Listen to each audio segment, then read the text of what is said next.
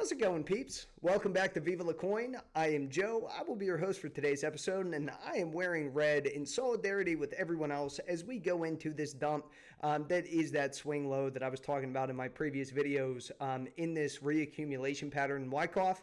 Ultimately, this isn't something that I'm completely caught off guard by. Some of the fear and bullshit news that has come out over the past couple of days was a little bit unexpected, but then again, it's just like it's like you're filling out a Mad Libs. Just, hey, we are afraid of Bitcoin today because of blank, and then just a bunch of editors and media writers will just fucking write whatever they want in that line and kick it out just to produce that dump that they need to so that people can accumulate. And I'm going to talk about some of that data, but more importantly, I'm going to talk about the massive news that came out of the Bitcoin 2021 conference down in Miami this past weekend. There were a couple big key items that came out of that have to deal with the overall crypto outlook in a governmental level. And I want to be very clear on what my stance is in the long term about what Bitcoin is about to go through in comparison to the US dollar. So if you have any questions, any concerns, any comments, or if you just want to help me out, please share this video, like it, help out with the algorithm. And I'm always happy to have a conversation down below if you do have a chance to watch this video. But let's go ahead and let's just jump into the information today. I don't want to make this one super long just because it is a pretty hectic, chaotic day with everything going on in the market. But let's go ahead and take a look at Bitcoin. So we dropped down to 31K a little bit earlier in the day, let's say right around 11:15 this morning. Now, that isn't far off from what I was talking about with that swing low. I thought we could go as low as even a wick down to 28K and pop right back up. You'll see people all throughout crypto Twitter, technical analysts, bank asset managers, everyone else saying we're going to 20K. I know that myself and most other people in this space, most of those institutions and some of the governments I'm going to be talking about will be buying at these levels, let alone 20K. If it drops down that low, more and more Bitcoin will be leaving the exchanges. And you may say, Joe, it's already, being put back on the exchanges. People aren't buying, they're selling Bitcoin right now. And I've tried to be as clear as I could about this because you have two different ways to look at this. So you have the technical analysis, which might show market sentiment and movements on a chart basis with that market psychology, but it doesn't always take into account on-chain data analysis, which will show the actual wallets, what they're moving around, how they are operating, who is adding, who is selling, the age of the wallets, etc. So if we actually look at a little bit more of the data, so I shared this tweet earlier at someone that was in, I believe it was CryptoQuant or Glassnode, and they were looking at the Bitcoin net transfer volume to and from exchanges. And this was from all exchanges. And just recently, when we were pushing right up to yesterday, we had the biggest outflow of Bitcoin of this entire calendar year come out yesterday as we plunged below 35K and started making our way down to this 31K level. And in total, this individual was saying 22,550 Bitcoin had been withdrawn from exchanges yesterday on aggregate. This is the biggest net outflow of the year. So when you think that everyone else is selling and the fear in the market is astronomical, at the end of the day, it is retail that is selling. If we look at just a minute chart, which again, I don't always advise people doing, you can see these massive green candles that typically follow these big red ones. When they're driving it down, that is very large investors buying all at once in that singular minute as that price is pushed down. There isn't really a retail person that's going in and, dropping $100 million on Bitcoin in that moment, especially with the fear, but they are. So the more we think about it, it's still leaving. And here's what I want to address as we move into the main news story that came out of Bitcoin 2021 conference in Miami. So when we had that dump on May 19th, I put this tweet out just a little bit after noon when we were recovering a bit and we popped up from 30K, we went from like 40K to 30K to 40K, all in the matter of about 90 minutes. And I tweeted directly after that, I think we just witnessed Bitcoin take a major step towards becoming the world's reserve. You know who bought that dip? That New York Dig or the New York Digital Investment Group told you it was coming. All you had to do was hold on. And when I referred to the New York dig and what they said is they've been very public, not with the specific governments or countries in general, but they said that they've received massive governmental interest in purchasing Bitcoin, especially in certain countries where their currency or their population is affected by either trying to transfer money cross-border in those payments and dealing with remittances, or if their currency is being completely debased and their population is struggling. So in that moment, while everyone else was panicking, capitulating, dumping their shit, this was the only thing I did. I didn't sell anything. I didn't panic. I said, I think we just watched Bitcoin take a major step towards becoming the world reserve. And go figure, just a couple of days later, in the first weekend of June at this conference, what happens? The largest announcement, in my opinion, for Bitcoin in a very, very long time. The country of El Salvador, down in Central America, or you could just refer to it as South America, their president, he came out and said he wants to make Bitcoin legal tender, a milestone in monetary history. So on June 5th, at a conference in Miami, El Salvador President Nayib Bukele announced that the Central American country is in the process of adopting Bitcoin as legal tender, a move that would make El Salvador the first country to deem Bitcoin as an official national currency. Despite El Salvador's smaller size, I believe they have about 10 million individuals living there, Bukele's effort is a major milestone in monetary policy history, one with significant ramifications for the global financial system. And his thought process behind this is not only, helping billions of people around the world, but Bukele described his legislative proposal as a way to design a country for the future. On Twitter, he pointed out that if 1% of the world's Bitcoin moved to El Salvador, it would amount to a quarter of the entire country's annual economic output. So in his own words on Twitter, he said Bitcoin has a market cap right now of $680 billion. If 1% of it is invested in El Salvador, that would increase our GDP by 25%. On the other side, Bitcoin will have 10 million potential new users as the fastest growing way to transfer $6 billion a year in remittances.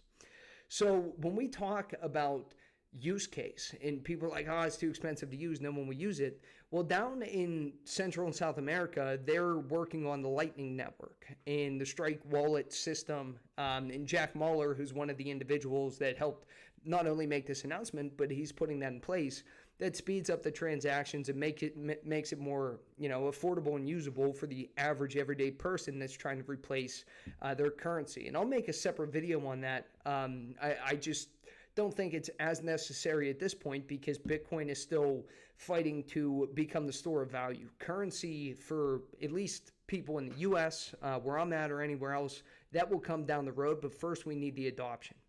So when he refers to remittances, that is when you are sending money back across border to a different country. So Bukele is not engaging in wishful thinking. Each year, Salvadoran immigrants send $6 billion home in remittances from places like the United States. Indeed, 2.2 million people of this Salvadorian ancestry live in the United States, compared with the 6.5 million in El Salvador itself. Today, the immigrants' remittances must travel through middlemen who take cuts as large as 20%.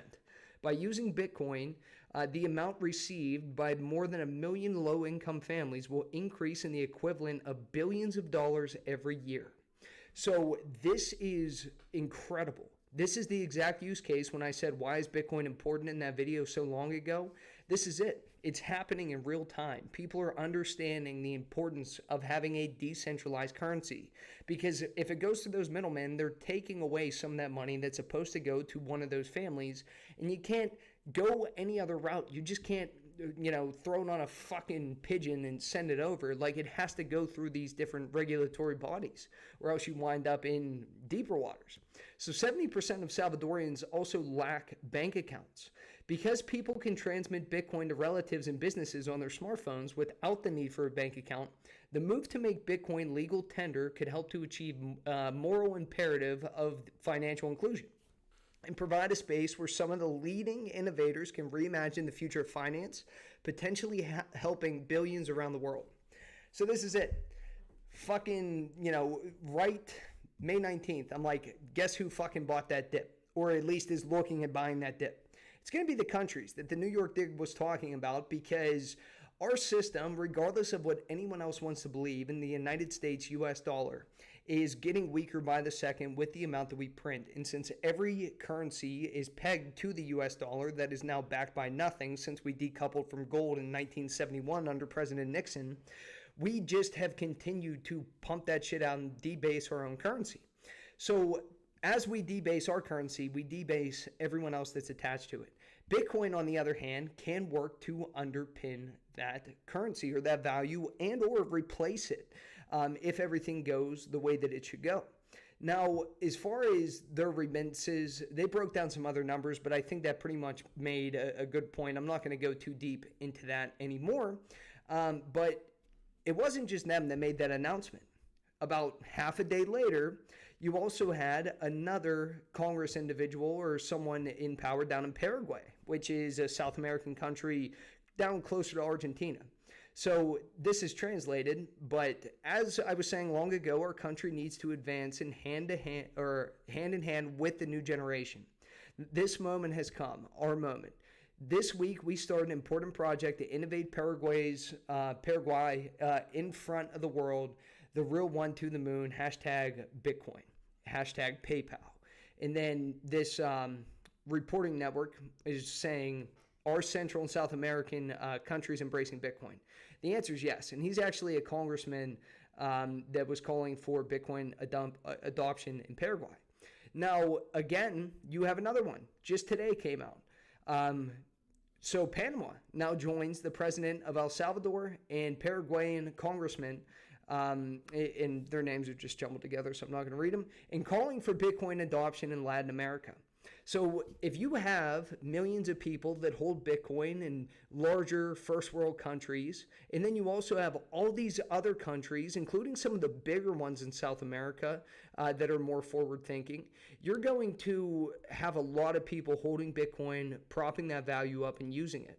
And all of these individuals that are trying to dump the price of Bitcoin, they understand there's only about 2.6 million left available. That's it. And you have days where the most Bitcoin that is left all the exchanges in total in a single day is the highest it's ever been for this entire year of 2021 so far. So we can see where this is heading. Now, as far as the dollar itself, we already had news that Russia says it's going to remove dollar assets from its wealth fund. And this was earlier in June at the start of that week. So Russia will completely remove U.S. dollar assets from its national wealth fund. And you may say, whoa, I heard President Trump say on the news that Bitcoin's a scam and the U.S. dollar should be the world reserve currency. U.S. dollar, we can just make trillions after trillions after trillions after trillions of them, most of which you're never going to see, but will all impact the amount of power purchasing strength those have for you. Other countries are sick of that, and they're done tethering themselves to something that has been so bastardized through the years. And we saw that with China in that story I covered about them rolling out their digital yuan that is not backed by the dollar. So they can say that they're, not going to use crypto or China doesn't want it. Every other country that said they were going to ban it isn't banning it. China is almost full in on blockchain technology to begin with. And they're not going to fall behind just because the U.S. dollar is showing more and more weakness by the day. And our country is also starting to become aware of that. And Cynthia Lummis, who's the senator in Wyoming for the Republican side, she was at that conference and she spoke about some very important points, but I think this is the most important one of all. Cynthia believes a robust Bitcoin network complements the dollar. It's important to have Bitcoin underpinning the U.S. dollar as a store of value the way gold used to be, Senator Lummis said. Bitcoin is the most important commodity in the world. That's coming from a cattle rancher. And she was quoting herself. So you just had a U.S. senator say that Bitcoin is the most important commodity in the fucking world. And that is because if we do not underpin our U.S. dollar with something of value now, we are going to lose any grasp that we have over the global economy. and it's just someone else is gonna take the reins, which is still better for the world than the current situation that we're in, where it's just pure chaos. But people are starting to wake up to this, and everyone is getting in place to where they're owning cryptocurrency, even if they're telling you that it's gonna fucking kill you or give you cancer or it's used in crime. Really, you know who doesn't agree with you? So President Biden's top tech antitrust advisor holds more than $1 million in Bitcoin. So President Biden's advisor holds between $1 and $5 million in Bitcoin. Tim Wu previously served in the Obama administration and has written four books. Well, he's going to have to write a fifth as to how we fucked this up so bad. Wu also holds between 100 and 250K worth of Filecoin, which is a storage project that I haven't done a specific video on. I personally like Arweave, but maybe I'll go into that at a separate time. So Tim Wu currently holds this cryptocurrency. And if you remember that story I covered about the Ukraine politicians and officials, they held between, I think, 630, 640 of them, a combined total of billions of dollars worth of Bitcoin. So all of these people that are telling you not to get in, telling you, it's unregulated, or it's being used to do $1 million worth of illegal activity. The US dollar is the most fraudulent currency on the planet, used to launder more money than any currency in the history of mankind. It's being printed into oblivion and completely baseless at this point, and it's only going to get worse. Go ahead, throw your hat in that ring if you want to. I'm not going to. And that's okay. We can agree to disagree, but his main antitrust advisor is for 25 to 43% of his total assets in Bitcoin. So, you tell me where the actual value is here. And the last thing I'm going to show you is, again, we go back to this stock to flow model, which was put together by Plan B to show the supply and demand of Bitcoin over time due to the halvings. And what he said was, a few months ago, people said that the stock to flow model was invalidated and broken because all models are broken to the upside. Bitcoin was overheated. It was getting too high. Now people think that the stock to flow model is invalidated, broken, and Bitcoin is dead because of some Elon FUD banning, hacking FUD, all this other bullshit. He said, in my opinion, it's a normal deviation like the 2019 bottom or from COVID when that crashed everything in 2020. And in this chart, you can see that we have deviations to the upside, to the downside, to the upside, to the downside, but it stays within this dark blue band of perimeter, minus like the top signals, which tend to overextend, which we did not overextend. We were going to be close to overheating, which is why these pullbacks are necessary, but we did not overextend. And I think at the end of the day, just continuing to remind yourself of this in the larger pieces moving around in the background, not only in crypto, but in traditional finance and the manipulation of it all, we need to ground ourselves a little bit outside of just technical analysis, outside of just fear, outside of just greed, and look at the bigger picture and how everything is going to unfold. And that's why I just continue to go back to this tweet. When everyone else is panicking, I'm trying to recognize what is really taking place, and it tends to land you in a pretty correct place of understanding. But aside from that, hopefully this was helpful just in the regards of trying to get a good grasp as to what's going on and why we're still hovering around this level and dumping. Do I think that we're still possibly going to swing down to 28K? Yeah, I think that would be the spring at the back half of the Wyckoff model, although I did buy back into most of my altcoin positions around that 31K area before I filmed this video. I do have a little bit of money left just in case we do swing further low. And as always, I might be wrong. I am not a financial advisor. I am not an oracle, nor am I a fucking wizard. Please do your own research. This is just meant to be baseline educational and get everyone on a semi-firm track of understanding as to why these things are so important. But please do your own research and try and make the best decisions for you. Don't overexpose yourself. Don't buy high. Don't sell low. And aside from that, leave a comment down below if you have any other questions for me. But as always, I am immeasurably honored that you come and you watch this channel and you join me here on Viva La Coin, and I will catch you guys next time.